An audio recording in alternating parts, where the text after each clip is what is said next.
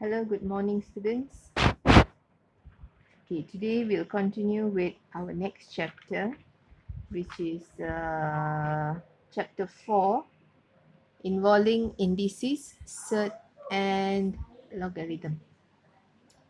Okay, so now we move on to the first subtopic, 4.1, the law of indices. All right, so we have a small recap of what we have done back in Form 3. Okay, now this is not in the textbook.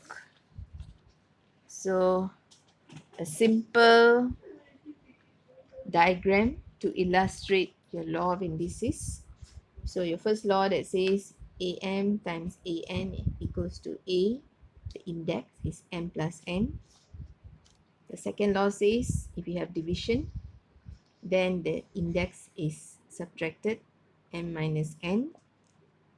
Okay, this is raised to a power. So when you have this, it becomes A. Index is M times N. Okay, the next would be A to the power of 0 equals to 1.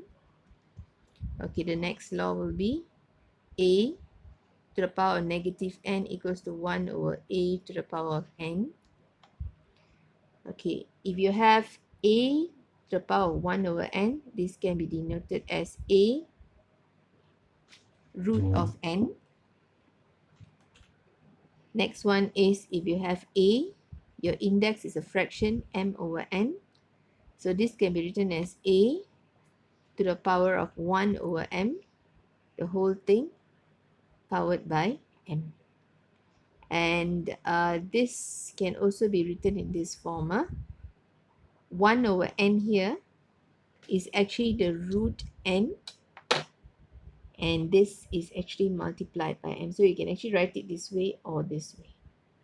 Okay, so there are 1, 2, 3, 4, 5, 6, 7, 8. It's about 8 concepts or simple theorems that you actually saw back in Form 3. Okay, so the first part of the chapter is all about solving indices questions. So let's look at this. So chapter 4, indices, surd, and logarithm. So we will start with indices first. Okay, 4.1. So you can actually refer to your SP, practice 4.1. This is on page 92. A simple question like this, something that you've seen back in Form 3. Okay, I took the first question, A. So we have 5 to the power of 3x times 5 to the power of x over this, 5 to the power of negative x.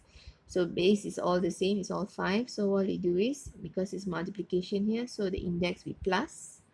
Because it's a division here, subtract. And this is a negative x, so it's a negative x here. So we add it all up, so we get 5 to the power of 5x. Okay, that's one example that you have done. Okay, the other one is example D. Let's say you have got two, this one is in algebra, C and D times, these are two expressions in terms of C and D.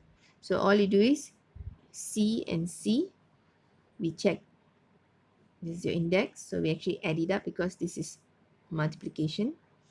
Okay, times D, same thing here, 3 and 5, we actually add it up. So when we add up this, we get 7, we add 3 and 5, we get 8. So that's the answer. C to the power of 7, D to the power of 8. Okay, so if you have a mixed operation like this, you have got numbers and x and y. So all you do is, and these are all is like mixed operations of indices. So what you can do is you open up the bracket first. Okay, here I've got 3 to the power of 3. This is actually raised to the power, the third theorem under indices. Okay, now we look for any other numbers. There's no other numbers. Okay, next we go for your x. X is 2 times 3. I get 6. So this is times means plus, yeah? So we plus. There's one more x here. So 3 times 4 gives me 12. Okay, and this is division. Division means we subtract. This one is 16. 16 here.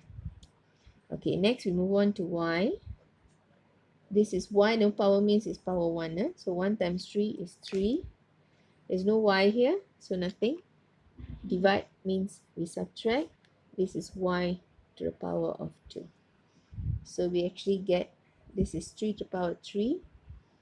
X will be 18 minus 6. So this will actually be 2. And y to the power of 1. So 1 normally we do not write. Okay, we do not write the 1.